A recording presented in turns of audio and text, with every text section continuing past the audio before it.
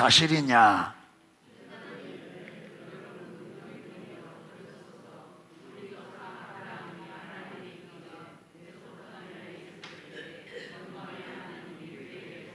이르시되 내 고향과 친척을 떠나 내가 네게 보일 땅으로 가라 하시니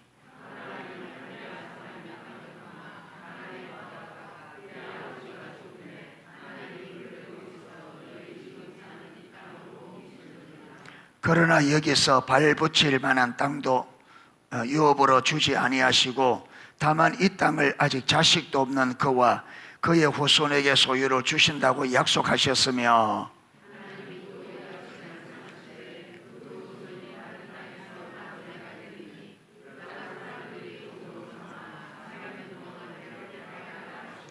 또 이르시되 종 삼는 나라를 내가 심판하리니 그 후에 그들이 나와서 이곳에서 나를 섬기리라 하시고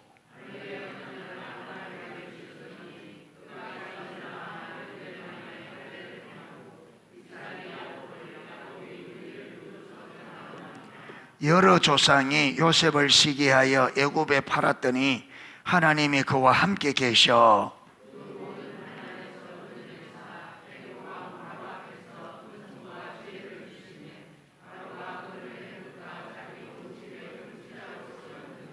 그때에 애굽과 가나안 온 땅에 흉년이 들어 큰 환란이 있을세 우리 조상들의 양식이 없는지라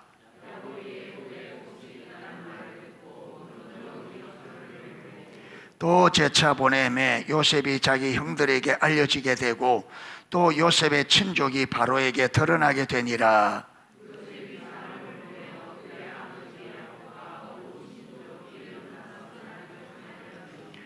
야곱이 애굽으로 내려가 자기와 우리 조상들이 거기서 죽고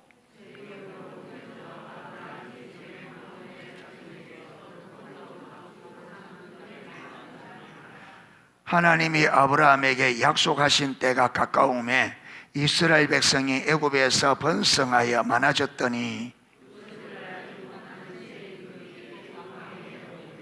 그가 우리 족속에게 교활한 방법을 써서 조상들을 괴롭게 하여 그 어린 아이들을 내버려 살지 못하게 하려 할세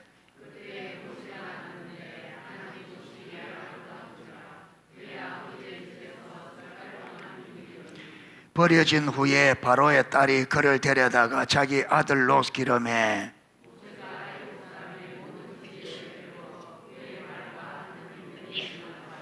나이가 40이 되매 그 형제 이스라엘 자손을 돌볼 생각이 나더니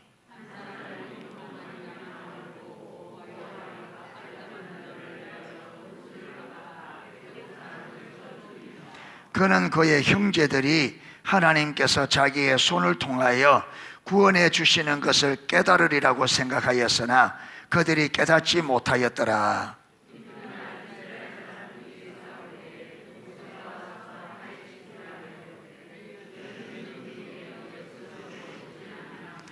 그 동물을 해치는 사람이 모세를 밀어뜨려 이르되 누가 너를 관리와 재판장으로 우리 위에 세웠느냐?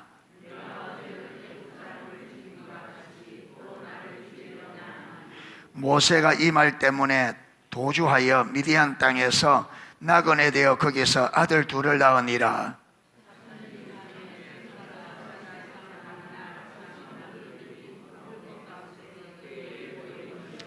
모세가 그 광경을 보고 놀랍게 여겨 알아보려고 가까이 가니 주의 소리가 있어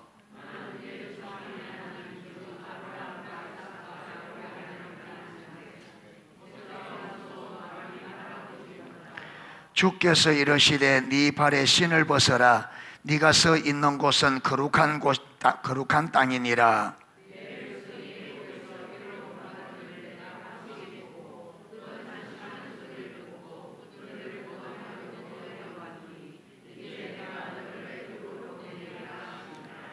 그들의 말이 누가 너를 관리와 재판장으로 세웠느냐 하며 거절하던 그 모세를 하나님은 가시나무 뜰기 가운데서 보이던 천사의 손으로 관리와 속량하는 자로 보내셨으니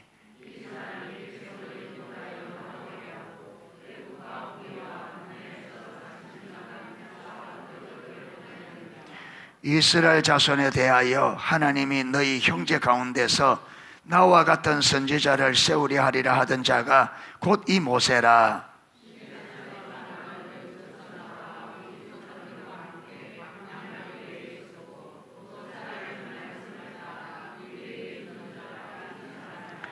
우리 조상들이 모세에게 복종하지 아니하고자 하여 거절하며 그 마음이 도리어 애굽으로 향하여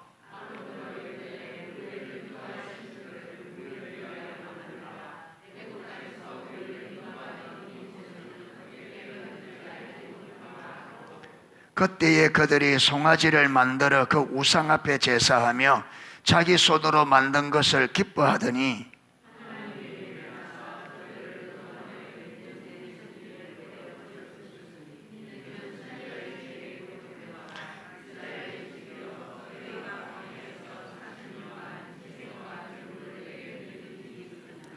몰록의 장막과 신 레판의 별을 만들었으며 이것은 너희가 절하고자 하여 만든 형상이로다. 내가 너희를 바빌론 밖으로 옮기리라 함과 같으니라.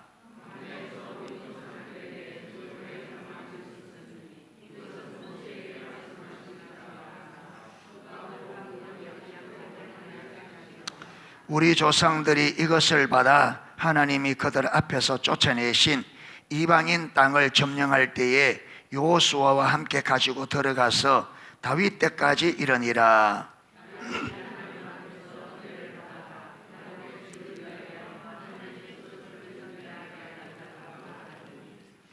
솔로몬이 그를 위하여 집을 지었느니라.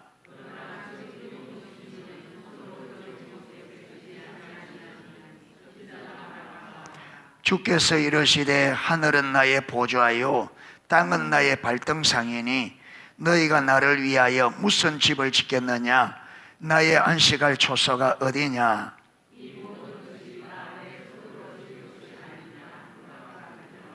목이 곧고 마음과 귀에 할례를 받지 못한 사람들아, 너희도 너희 조상과 같이 항상 성령을 거스르는도다.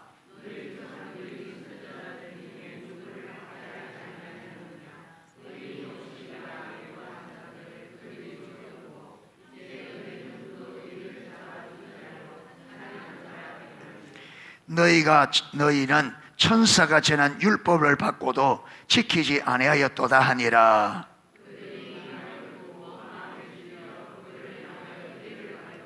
스데반이 성령 충만하여 하늘을 우러러 주목하여 하나님의 영광과 및 예수께서 하나님 우편에 서신 것을 보고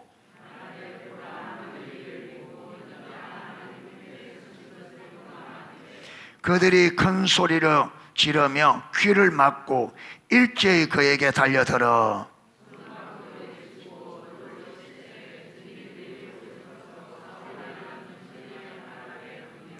그들이 돌로 스데반을 치니 스데반이 부르짖어 이르되 주 예수여 내 영혼을 받으시옵소서 하고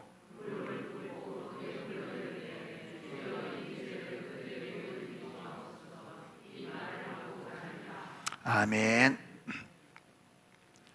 예, 스데반이 자기를 모함하고 그래서 고발을 해서 지금 사내들인 공회 앞에서 그 거짓 정인들이 그가 성전을 모독하고 율법을 모독했다 이렇게 고소하니까 이 보면 제사장인데 대제사장이 이르되 이것이 사실이냐? 이 거짓 정인들이 하는 그게 사실이냐? 이 보면 6장 12절에 보면 백성과 장로와 서기관들을 충동시켜 와서 잡아가지고 공회에 이르니 13절에 6장 13절 거짓 정인들을 세우니 이르되 이 사람이 거룩한 곳과 율법을 거슬러 말하기를 마지 아니하는도다. 예, 그의 말이 이 나사렛 예수가 이곳을 헐고 또 모세가 우리에게 전하여 준 규례를 고치겠다 함을 우리가 들었노라. 이 거짓말이거든요. 이걸 듣고 제사장이 이게 사실이냐 이래 물으니까 쭉 지금 이제 과거로부터 아브라함 때부터 설명하는 거예요. 여러분 내용을 보면 이 스데반이 구약의 역사를 어떻게 하는 거 볼 수 있어요? 구약의 역사를. 여러분 책 보고 읽었겠어요, 이거? 그러니까 구약의 역사를 자세하게. 예. 그러면 여러분 스데반이 이렇게 구약의 역사에 이렇게 보지 않고 역사를 쭉 이렇게 할 정도 되면 그가 평상시에 성경 공부를 많이 했단 말이 안 했단 말이에요. 그러니까 스데반이 보면 신앙을 그냥 한 게 왔다 갔다 한 게 아니고 그가 엄청나게 노력을 들이고 공부하고 그렇게 했다는 거예요. 그런데 지식만 있는 게 아니죠. 성령에 충만한. 그러니까 신앙생활을 여러분 이게 그러니까 어쩌다 보니 이래 된 게 아니라 여러분 사도들이 기도하는데 이 7사람을 택했잖아요. 왜? 그가 지혜와 성령, 그냥 말씀과 성령의 조화가 되어 있는 거예요. 말씀과 성령의 조화가. 예. 그리고 우리가 신앙생활 하나님 앞에 여러분 우리 하나님 설교할 때 보세요. 신앙은 그냥 예수 믿으라 해서 되는 거 아니잖아요. 예수를 믿으려면 예수에 대해서는 해야 되고, 이게 여러분 하려면 우리가 들은 대로 예수님의 구약에 여러분 메시아에 쭉 되어져야 되고, 그게 성경을 기본적으로 성경의 그 전체 내용을 이해하고 있어요. 그냥 막 열심히 되는 게 아니라 분명히 여러분 성경의 말씀과 성령의 역사가 우리 안에 이론적으로 정확하게 이해하고 있어요. 그래야 우리 믿음이 그 위에 서서 흔들림이 없죠. 말씀이 그렇기 때문에. 오늘날 나름대로 여러분 교회 열심히 하는 사람들이 문제만 오면 여지없이 무너진단 말이에요. 나름대로 열심히 하다가 문제만 오면 무너져요. 문제 없을 때는 괜찮아. 잘해. 근데 문제만 오면, 이걸 예수님께서 말하셨거든요. 내 말을 듣고 행하는 사람은, 여러분 말씀을 두고 행하려고 말씀을 내가 알아야 되잖아요. 그죠? 이 말은 내 말을 듣고 그 말을 너희가 아는 대로 행하는 사람은 집을 어디에 그 주초를 반석 위에 지은 사람 같으니 비가 오고 창수 아래 무너지지 않대.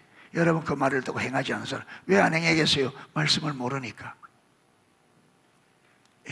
모르는 사람은 그 무너진, 비가 오고 창수, 문제가 오면 무너지기 시작한다. 그게 왜 흔들린다라느냐 하면 이 기초가 없는 거예요. 이게 말씀이. 그게 말씀이 정확하게 우리가 말씀의 기초, 말씀의 기준 가운데 서야 흔들림이 없는 거죠. 흔들림이. 이게 없으니까 흔들흔들, 조금만 우리면 흔들흔들하는. 그리고 여호수아에게도 하나님께서, 여러분 지금 이제 가나안 땅에 7 족속과 싸워서 거기서 뭐 해야 되는데, 그 가나안 땅을 약속한 대로 정치해야 되는데 전쟁을 해야 된단 말이에요. 전쟁을.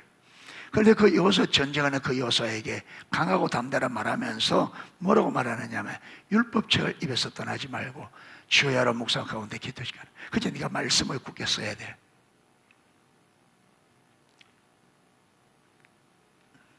여러분 다니엘서를 보면 다니엘을 왜 썼느냐?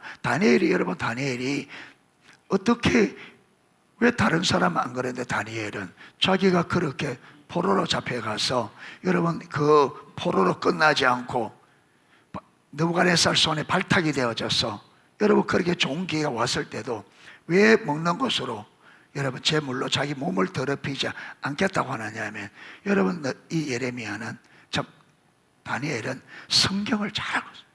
성경을.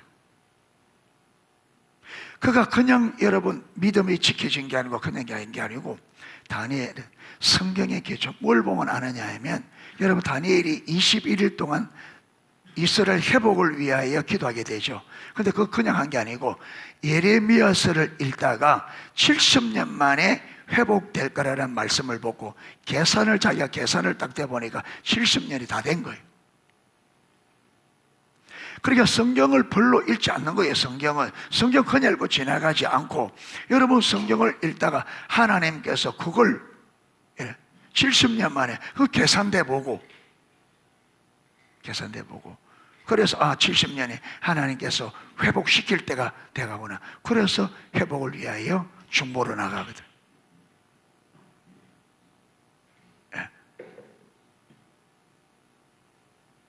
그리고 우리 믿음이 올바른 믿음이 되려면 절대로 말씀을 가까이 하셔야 돼요. 말씀이 기초가 돼야 돼요. 말씀. 예. 말씀을 여러분, 말씀이 없는데 어떻게, 내게 어려움이 올 때에 말씀이 내 안에 있어야 이 어려움에서 하나님의 말씀이 어떻게 하라고 하는지 아는데 말씀이 없으니까 어려울 때 어떻게 해요? 그게 내 방식대로 가버려요. 예. 그러니까 성경에서 우리가 이런 문제를 당할 때에 하나님은 어떻게 하기를 원하고 어떻게 하라 하는지 이 말씀이 우리에게 없는 거예요. 이론적으로 돼 있거나 이론도 없거나 이래 되시니까. 그래서 말씀을 가까이 돼요. 여러분, 이 지금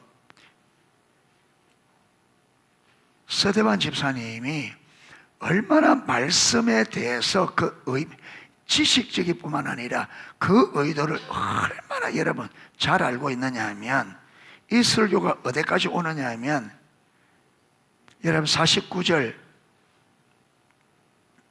주께서 이르시되 하늘은 나의 보좌요 땅은 나의 발등상이니 너희가 나를 위하여 무슨 집을 짓겠느냐, 나의 안식할 처소가 어디냐, 이 모든 것이 다 내 손으로 지은 것이 아니냐 함과 같으니라. 자, 요게 어디 말씀을 인용했느냐 하면 이사야 66장이에요. 이사야 66장 한번 펴보십시오.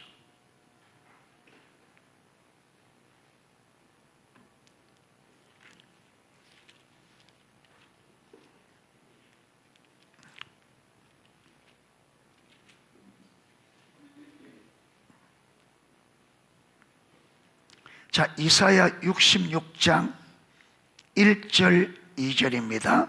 여호와께서 이와 같이 말씀하시되 하늘은 나의 보좌요 땅은 나의 발판이니 너희가 나를 위하여 무슨 집을 지으랴, 내가 안식할 처소가 어디냐, 나 여호와가 말하노라 내 손이 이 모든 것을 지었으므로 그들이 있느니라. 여기까지 딱 아까 얘기를 돼요. 그런데 요 밑으로는 인용을 안 해요. 왜 그러냐면 지금 이스라엘에서 지금 서대반 앞에 있는 이 무리들이 요 마음이 없어요. 뭐라느냐면, 자, 생겼느니라 무릇 마음이 가난하고 심령에 통회하며 내 말을 듣고 떠난 자 그 사람을 내가 돌보려니와. 요 자세가 없는 거예요. 요 자세가. 그러니까 여러분 2절 중간까지 딱 하고는 그 다음에 자세가 이스라엘 없으니까 뭐라 하느냐 하면 바로 여러분 그 구절과 전혀 다른 이스라엘 백성들이 목이 곱고 마음과 귀에 할례를 받지 못한 사람들아. 그러니까 너희가 이 자세가 없다는 거예요. 이 자세가. 이 자세가.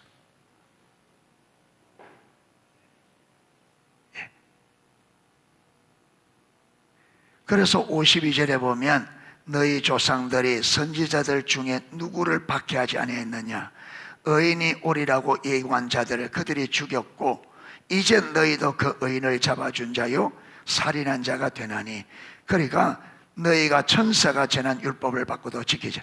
그러니까 여러분 그 조상들도 요 자세가 없어서 하나님이 보낸 선지자들을 못 알아보고 뭐 했다고요? 핍박하고 죽이고. 그 다음에 여러분 또 이들이 지금 서대반 앞에 있는 이 사람들도 똑같이 그 자세가 없으니까 누구를 죽였고? 예수님을. 그렇죠. 예.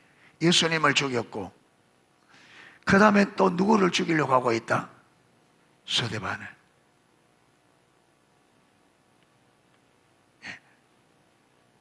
그러니까 보세요. 54절에 그들이 이 말을 듣고 마음에 찔려 그를 향하여 이를 갈거늘. 여러분 서대반의 그 설교가 얼마나 듣기가 거북했으면 이를 갈겠어요? 그렇잖아요. 얼마나 그 듣기가 거북했으면 이를 갈겠느냐. 그 다음에 보세요. 스데반이 55절에 성령이 충만하여 하늘을 우러러 주목하여 하나님의 영광과 및 예수께서 하나님 우편에 서신 것을 보고 말하되 보라 하늘이 열리고 인자가 하나님 우편에 서신 것을 보노라 한데 그들이 큰 소리를 지르며 귀를 막고. 이게 누구예요? 이방인들이에요? 예. 이 주동자가 누구예요 지금? 사울이에요. 주동자가 아주 보면. 그래서 사람을 돌로 치는 사람들의 옷을 벗어서 누구 앞에 다 갖다 놨어요? 사울에게. 그러니까 여러분, 우리가 교회를 다니고 하더라도 이런 믿음이 이래 돼버리면 하나님의 말씀을 때 이런 반응을. 구약의 여러분 이스라엘 백성들도 하나님 보내서 참 선지자를 뭐라 그럽니까? 너희가 성견하지 마라, 돌로 치리라.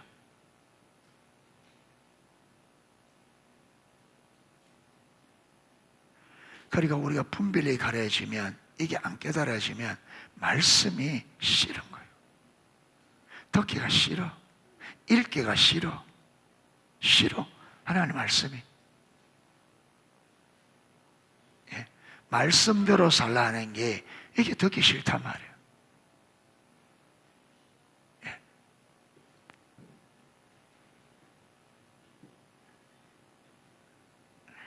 스데반이 하늘이 열리고, 예수께서 하나님 우편에 쓰신 것을 보노라는데 귀를 막고,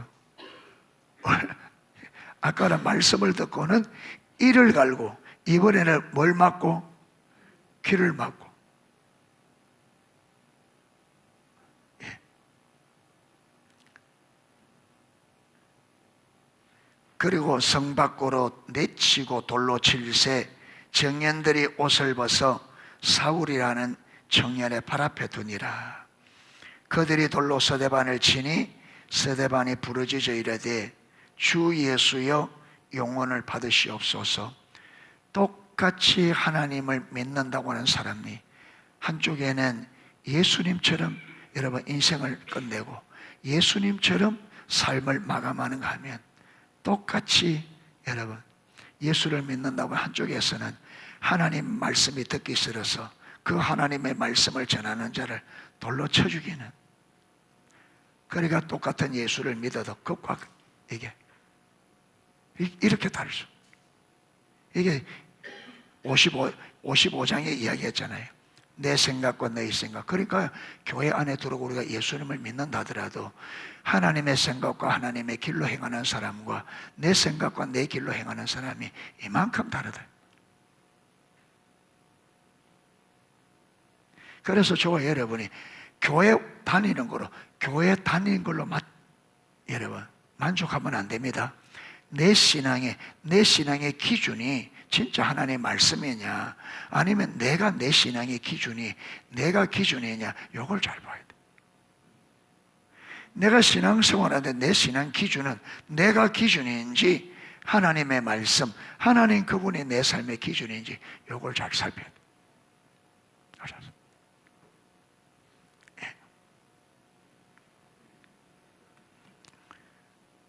자, 오늘은 알렌 클라이더 이번 책 54페이지입니다. 자비를 통한 증거.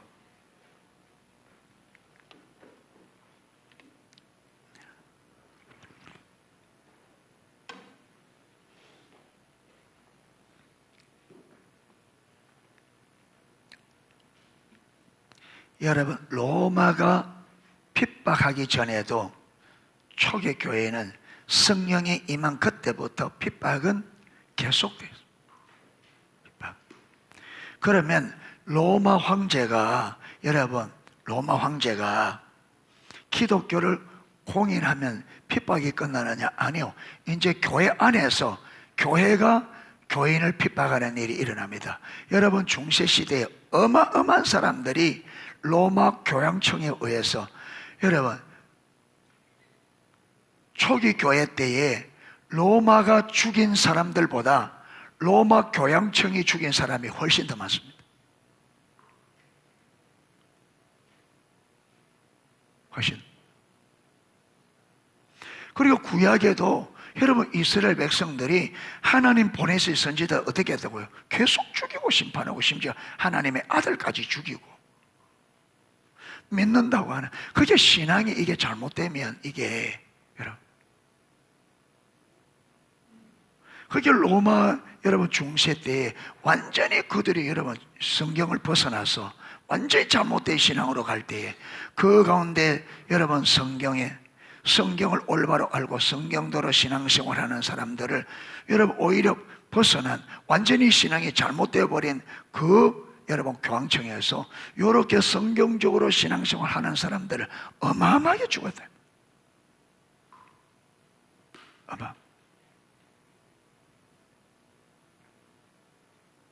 그래서 제가 보니까 여러분 하나님의 백성, 참된 길을 가는 사람들은 계속 하나님께서 어려움에 노출시켜놔요. 예, 예, 오늘 저녁 모임에는 우리 줄 저녁에는 잔느 기용 책을 가지고 좀 챕터를 조금씩 읽는 시간을 가지려고 합니다.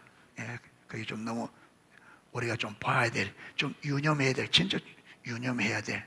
그러면서 여러분 그걸 보고 성경 보니까 성경이 그렇게 돼 있는데 거기 잘 못 보이다가 여러분 잔느 기용책을 딱 읽다가 그게 딱 보이고 성경을 보니까 하나님 딱 그대로 하는 거예요. 그대로. 무슨 말이냐면 하나님은 우리가 세상에서 완전히 구별된 하나님 백성 되기를 원합니다. 그래야 하나님이 그 백성을 통해서, 무슨 말이냐면 예수님 한 분으로 온전히 만족하는, 그게 주님이 자신의 전부가 되는 그 자리. 예. 그래야 하나님이 마음껏 그 사람을 쓸 수가 있고 하나님의 일을 할 수가 있는 거예요. 사단이 유혹할 때 여러분 유혹에 시험에 이기게 되고, 그래서 하나님은 모든 백성들이 그 자리에 서려고 다루시는데, 근데 모든 사람들이 거기에 가는 것 같지 않더라고요. 여기서 아예 여러분 그걸 싫어하는 사람도 있고, 근데 거기까지 가는 사람이 많지는 않은 것 같더라고요. 역사에도 그렇고. 예. 자, 자비를 통한 증거. 초기 기독교 공동체의 초점은 결코 내부에만 국한된 것은 아니었습니다. 여러분, 하나님께서 초대교회를, 자 보세요. 구약에 이스라엘 백성들은 이방인은 내버려 두고 구약 전체 집중적으로 누구에게 말씀하시고 누구를 다루셔요? 이스라엘 백성들을 다루시죠. 여러분, 이스라엘 백성들을 다루실 때 하나님은 이스라엘 백성들에게만 초점이 있는 게 아니에요. 이스라엘 백성들에게 초점을 둔 만큼 어디에도 초점을 두고 있어요? 그래서 지금 이스라엘을 하나님의 율법대로 거룩한 백성으로 세우고 가자는 하나님의 목적이 뭐예요? 열방을. 그러니까 초대교회도 하나님 초대교회를 철저히 예수님의 주 대신 주님의 주권 아래 온전히 들어가서 주님의 주권에 온전히 순종하도록 하는 하나님의 의도가 뭐예요? 교회만을 위해서가 아니죠. 어디예요? 열방을. 그러니까 왜 그러냐면 이 초대교회가 얼마만큼 하나님이 원하는 교회로 세워지느냐에 따라서 열방을 주님께로 돌이켜. 그러니까 열방이 회복되는 것은 하나님의 교회가 어떤 교회이냐 따라서 달라지는 거예요, 이게. 그러니까 당연히 여러분 초대교회 초점은 공동체 안에만 있는 거예요. 그러니까 여러분 우리가 앞으로 돌아가보 앞에서도 여러분 그들은 교회가 안에서 우리가 기독교가 아름다운 매력적인 삶을 살면 외부가 이것을 보고 여기에 들어올 거라는 것을 지도자들이 알았습니다.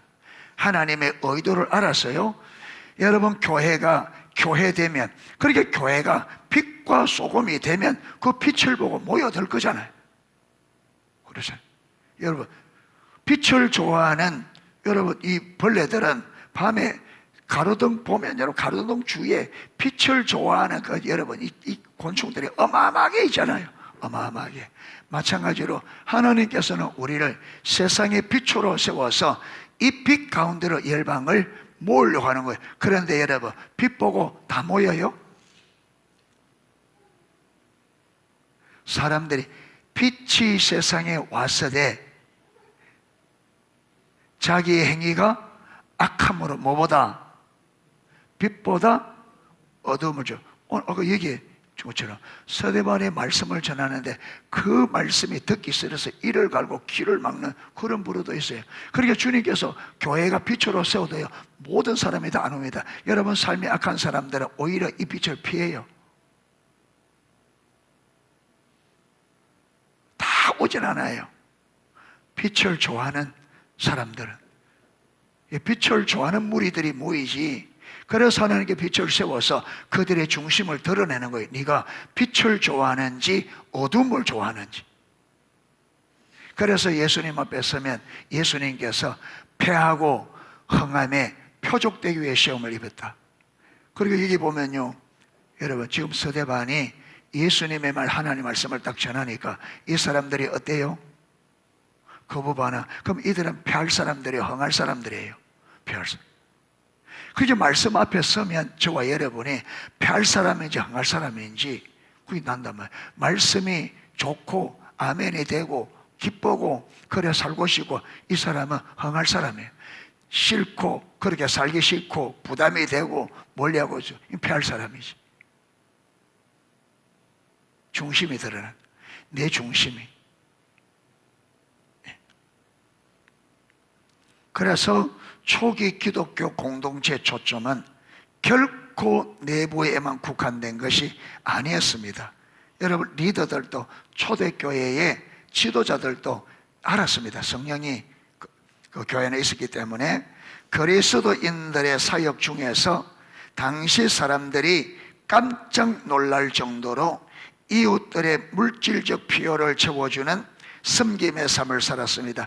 여러분 이거는요 성령이 교회 가운데 오자마자 일어날 일. 그래서 오늘 이 문제가 어디서부터 불거진 거예요?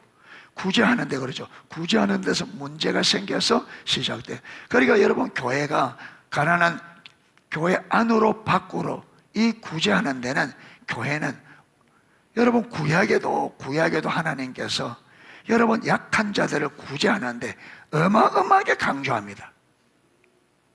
어마어마하게 강조합니다.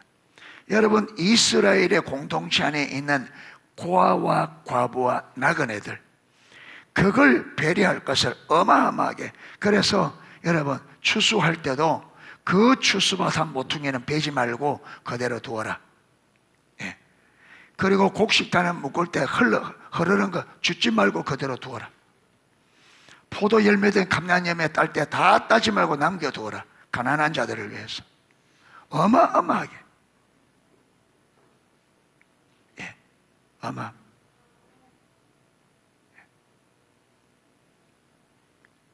그래서 여러분 교회가 세상에 흉내낼 수 없을 만큼 탁월한 것은 여러분 가난한 자, 약한 자들을 위한 섬김입니다.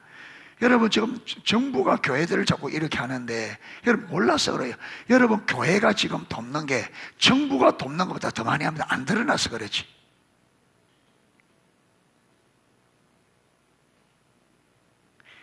이 땅의 교회가 여러분 모르게 섬기는 것은 나라가 하는 것보다 더 많아.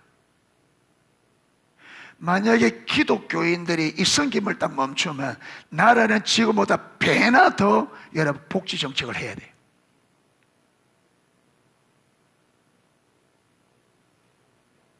얼마나 많이.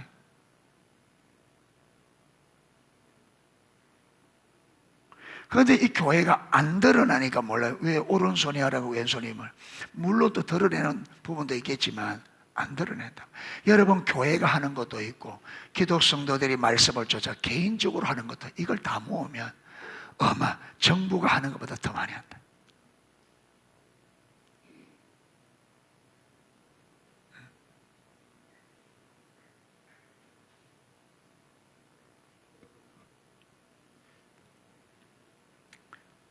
예. 그래서 초대교회부터 여러분 구약부터 하나님의 백성들은, 하나님께서 하나님 백성들에게 약한 자들, 가난한 자들 도울 것을, 그들의 삶에 무엇이 없도록, 모자람이 없도록, 그들의 사는데 어려움이 없도록.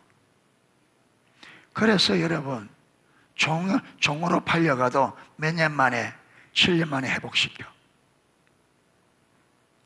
땅을 팔아도 10년 되면 다, 왜 그러냐 하면, 여러분, 부가 한쪽에 치우쳐서 오래 못 가도록. 그래서 여러분, 50년만 되면 모든 것이 어떤 상태로 돌아가요? 원래 상태로 다 돌아가.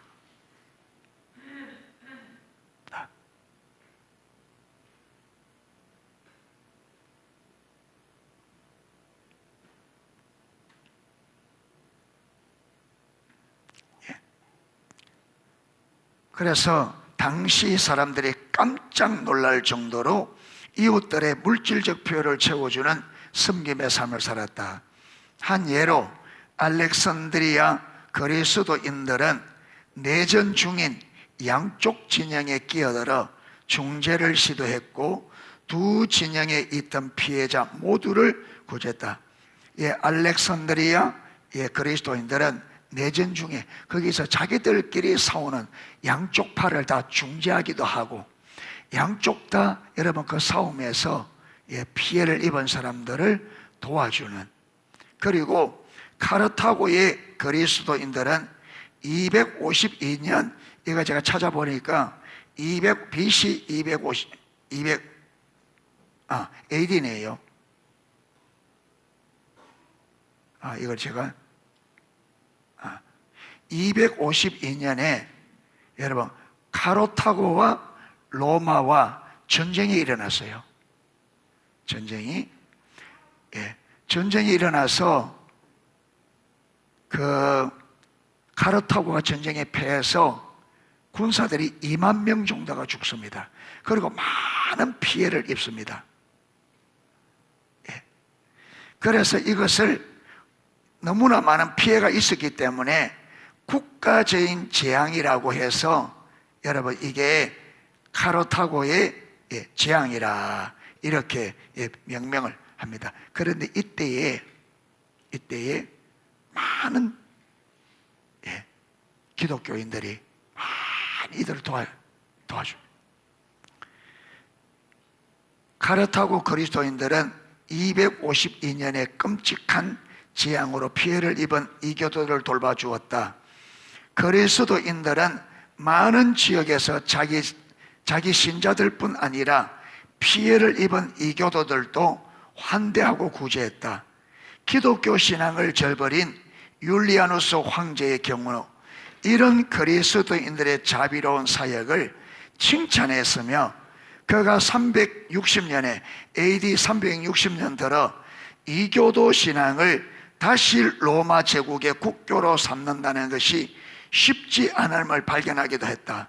그가 한 가지 고민한 것은 기독교인들은 너무 관대하다는 것이었다. 그는 다음과 같이 애통했다. 이 율리아누스 황제는 처음에는 여러분 기독교를 좀 믿다가 기독교 배반해요.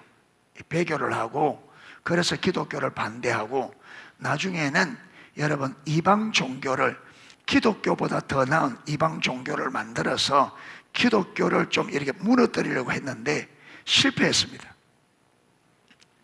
왜 실패했느냐 하면, 좀 읽어보면, 이 율리아누스 황제가 기독교들은 너무 관대하다 하면서 이렇게 말했습니다. 그리스도인들은 이방인들에게도 자비를 베풀었으며 죽은 자들의 무덤을 돌봐주기까지 했다. 아마 세상 사람들이 그래 안 하는가 봐요.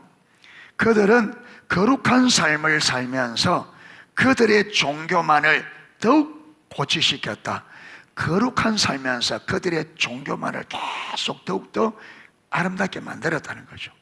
이방인들의 눈에 비친 갈릴리 사람들은 자신들의 가난한 뿐 아니라 우리의 가난도 구제했다. 그러니까 기독교인들이 기독교인들만 구제하는 게 아니고 이방 종교, 다른 종교를 믿는 사람들까지 도와주었다.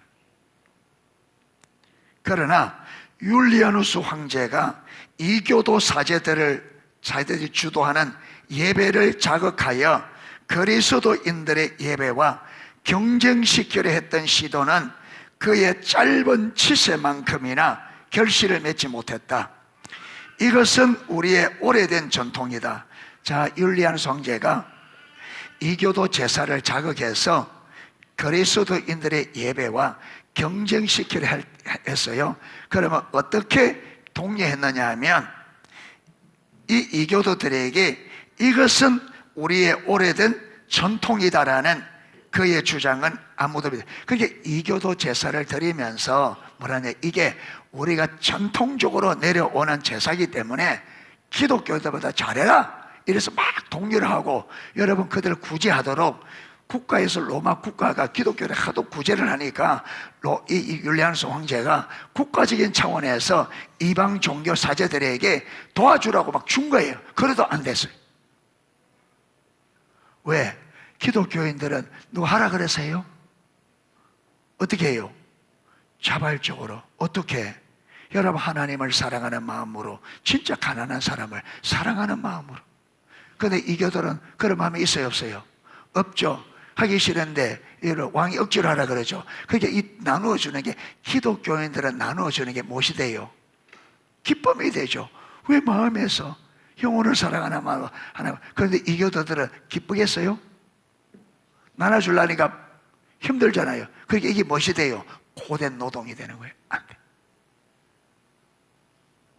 안 돼. 그러니까 여러분, 이 마음에 믿음이 없으니까 도와주려고 물질을 갖다 줘도 못하는.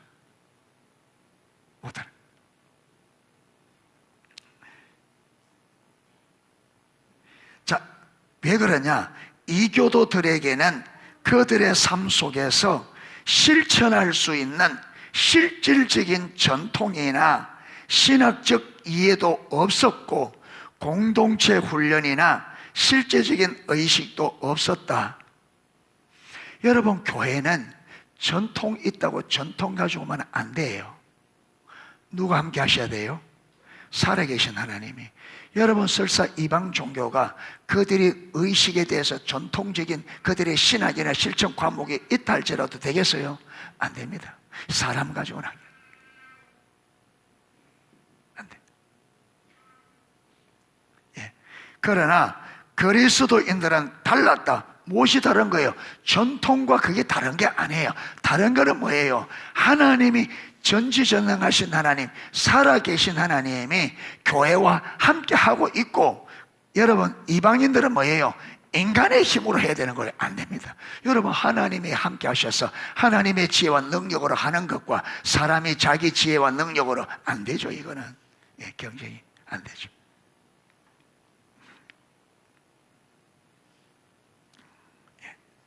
그러나 그리스도인들은 달랐다. 콘스탄티누스 대제가 회심하기 바로 전 북부 이집트에서 나온 이야기를 주목해보자. 서기 312년 지방의 제국주의 세력들은 군인들을 보충할 필요를 느꼈고, 군인들의 감시 아래 젊은 남자들을 징집하여 배 태우고 나일강 하루로부터 테베까지 이동시켰다. 자, 312년, 이게 북부 이집트에서 나온 이야기입니다. 북부 이집트에서 나온 이야기인데, 312년경에 지방의 제국주의 세력들은 군인들을 보충할 필요를 느꼈고, 군인들의 감시 아래 젊은 남자들을 징집하여 배 태우고 나일강 하루부터 테베까지 이동시켰다. 군인들은 젊은이들이 도망가지 못하게 감옥에 가두었다. 이 소식을 들은 몇몇 자비로운 그리스도인들이 비탄에 잠긴, 그렇게 군인들에 잡혀서 감옥에서요, 가둘 만한 장소를 도망 못 가게 가두어놨는데, 이 소식을 누가 들었다? 그리스도인들이 돕고 그들을 돕기 시작한 거예요. 이 소식을 들은 몇몇 자비로운 그리스도인들은 비탄에 잠긴 젊은이들에게 먹을 것과 마실 것, 그리고 다른 필요한 것들을 제공했다. 징집병들 중 당시 20세였던 파코미우스. 여러분, 이 파코미우스라는 이분이 그 이집트의 수도원을 이집트가 중심으로 해서 여러분 수도원을 3,000개나 세우는 사람이 됩니다. 예, 수도원을 처음 수도원을 세워서 수도원 운동을 시작한, 사막에 가서 수도자 시작은 안토니오스, 제가 저번에 말씀드렸던 안토니오스고, 수도 공동체를 만들어서 수도원 공동체를 만들어서 실질적으로 수도원 공동체를 운영하고 그렇게 세워나간 사람은 파코미우스입니다. 그런데 이 파코미우스 보면, 이 파코미우스는 도대체 이렇게 자비로운 사람들이 누구인지에 대해 묻지 않을 수 없었다. 그러니까 여러분, 나이가 하루에 그 사람도 없는데 거기에서 여러분 거기에 지금 갇혀 있는데, 그 소문을 두고 어디서 온지도 알지 못하는 사람들이 와서 도와주니까 도대체 이 사람들이 여러분 아는 사람들도 아니고 그 주위에 있는 사람들도 아니고 이들이 와서 돕는데 도대체 이들이 누군지 알고 싶어요. 파코미우스가.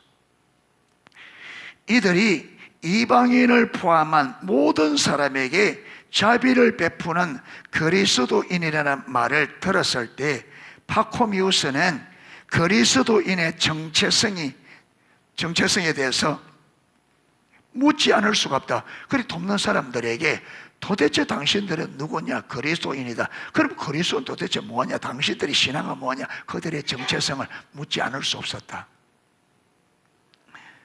그리스도인들은 하나님의 독생자인 예수 그리스도의 이름을 품고 이방인을 포함 모든 사람에게 선행을 베푸는 사람들이다.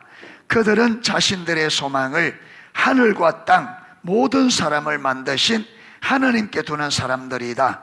파코미우스의 마음은 하나님의 이 엄청난 은혜의 이야기를 듣는 동안 경외심과 기쁨으로 불타올랐다. 감옥에서 홀로 외롭게 지내던 그는 하늘을 향해 손을 들었다. 하나님과 다른 사람들을 섬기기 위해 사랑으로 자신을 드렸다. 이 기독교인들의 이 사랑으로 인하여 파코미우스가 거기서 자기를 하나님께 드리는, 자신을 하나님의 일을 위해 드리겠다고 자신을 헌신하게 되었습니다. 파코미우스는 얼마 후 복무 기간이 끝났을 때 자신의 세례를 받은 가까운 마을로 들어갔다. 그 지역 그리스도인들의 자비로운 실천은 파코미우스를 변화시켰으며 그를 초기 수도원 운동의 창시자가 되게 하였다. 파코미우스의 회심은 특별한 것도 아니고 단순히 자선 행위를 실천한 결과도 아니었다. 그것은 비범한 가치들로 고무된 공동체 생활의 자연스러운 산물이었으며 실제적인 매력이었다. 그러니까 이게 보면 여러분, 파코미우스가 얼마 후 복무 기간을 끝냈을 때 자신이 세례를 받은 가까운 마을로 들어갔다. 그 지역 그리스도인들의 자비로운 실천, 그러니까 여러분 그리스도인들의 마을에 들어가서 그리스도인들의 삶을 보고 이 삶이 파코미우스의 삶을 완전히 바꿔놓은.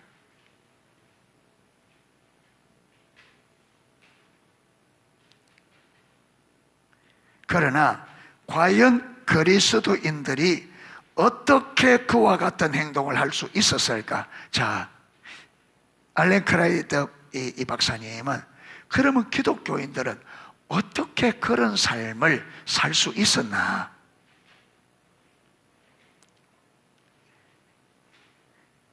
필자가 생각하는 이 알렌 크라이더 박사님은 문제의 핵심은 그 비밀이 개인과 공동체를 구별하게 만드는 예배에 있었다. 예배를 통해 사람들을 그렇게 만들었다는 거예요. 자, 거기 보면 그러나 예배를 드리기 위해서는 먼저 교회 문을 통과했는데, 여러분 예배를 드리기 위해서는 교회 문을 통과해야 돼. 어떻게 이 문을 통과할 수 있습니까? 처음부터 예수 믿겠다 할 때 그 마음을 점검받아야 되고, 점검받은 후에 몇 년 동안, 3년에서 길게는 8년 동안 철저하게 이 공동체의 삶을 배워서 이 사람이 그 삶이 나왔을 때야 비로소 뭐 했다는 거예요? 세례를 주어서 예배에 들어갈 수 있는, 예배에 들어가기 문을 통과하기가 이만큼.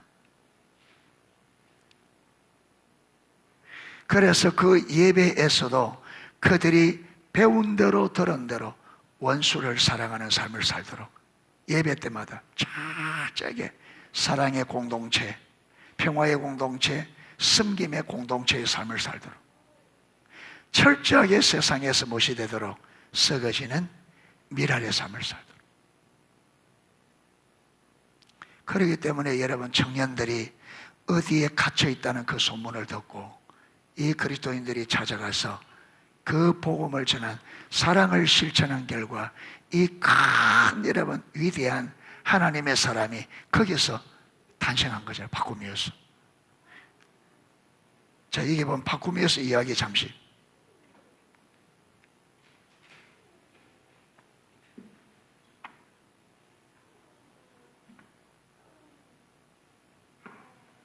예. 파쿠미우스의 최초 수도원. 예. 아까 312년에 아까 북부 이집트에서 일어났던 이야기 하잖아요. 파코미우스가 318년 수도 주인은 파코미우스가 교일에 입각한 첫 수도원을 이집트 사막 타멘니시에 세우면서 더욱 발전되었다. 안토니우스의 수도 생활은 개인적이고 자율적이었지만 성자 파코미우스의 수도원은 조직적이고 규칙적이었다. 군인 출신 파코미우스는 사적인 수도 생활의 나태함을 방지하고 상호 섬김의 기회를 위해 마치 군대처럼 엄격하고 철저한 공동생활 수도원을 설립하였다. 파코미우스의 여동생 마리아도 최초의 수녀원을 세웠다. 파코미우스의 영향으로 동생도 예수를 믿게 되어지고 그 오빠의 영향을 받아서 동생도 여자 수도원을 세우는. 348년 전염병으로 세상을 떠나기까지 그의 영향력으로, 파코미우스의 영향력으로 설립된 수도원은 이집트 전역에 3,000개가 되었고, 마침내 수도 주인은 팔레스티나와 시리아, 소아시아로까지 확장되었다. 여러분, 한 사람이 예수를, 여러분, 그리스도인들의 이 선한 행실이 파코미우스라는 한 사람을 변화시켰고, 이 한 사람으로 인하여 어마어마한 하나님의 일들이 일어난. 아마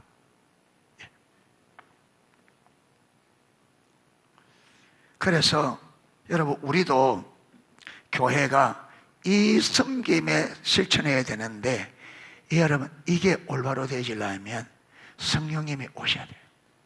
성령님이 오시지 않으면 여러분, 우리가 하는 이것은 여러분 세상을 넘어서지 못해요. 세상.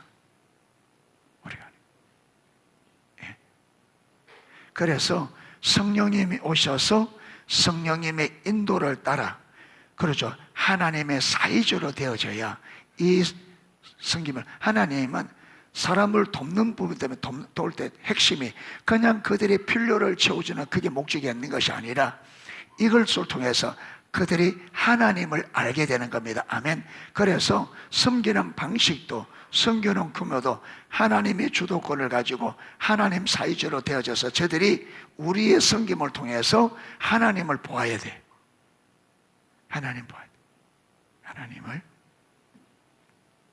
그래서 교회가, 여러분, 우리가 정말로 지금도 이 사회에는 도움이 필요한 사람들이 많습니다. 지금도 많은데, 지금 우리는 우리 수준에서 해봤자, 여러분, 우리는 좀 어려우면 못하고요, 힘들면 못하고, 됐다 안 됐다 됐다 안 됐다 이렇게 돼요.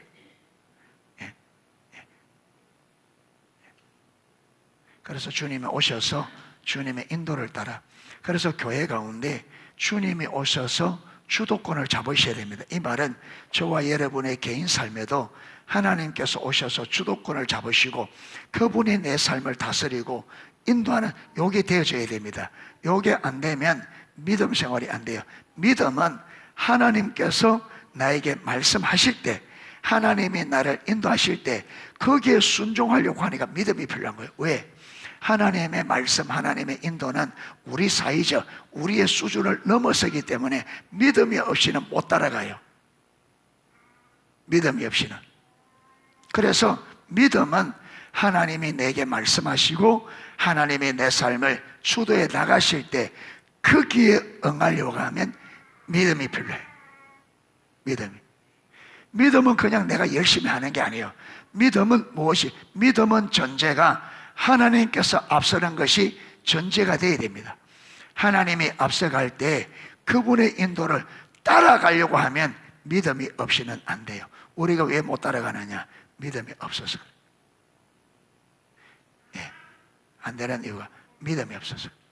그러니까 우리가 여러분, 그래서 주님을 찾고 은혜를 구하고 해서 주님께서 우리에게 주님 자신을 알게 하시고 경험시켜 주시고 우리가 그분의 인도를 따라 경험하면서 하나님에 대한 믿음을 가져야 우리가 하나님께서 우리를 여러분 사역으로도 인도해 가실 때 믿음으로 따라갈 수 있습니다. 믿음이 없이는 하나님을 기쁘시게 할 수 없다. 왜? 순종이 안 돼요. 믿음이 없으면 순종이 안 돼. 예, 믿음이 없으면 순종이 안 돼. 그래서 믿음은 반드시 믿음이 있어야만 순종이 가능하기 때문에 그래서 믿음이 없으면 우리가 하나님을 기쁘시게 할 수 없습니다. 그럼 하나님 기쁘시게 못하면요?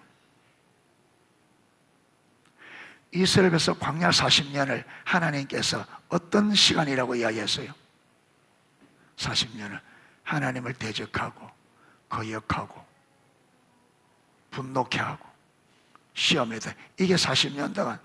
그럼 우리가 하나님을 몰라서 여러분 순종 안 하면 따라가는 삶 안 되면 무슨 삶을 살겠어요? 똑같이 우리가 똑같이 하나님을 대적하고 거역하고 분노케 하고 하나님을 시험하고 그리 될 수밖에 없잖아요. 하나님 모르면. 순종이 안 되면 반대거든요. 그래서 우리가 하나하나 배울 때 잘 배워서 믿음으로 하나님이 앞서가실 때 믿음으로 따라갈 수 있기를 축복합니다. 찬양 하나 하고 기도하도록 하겠습니다.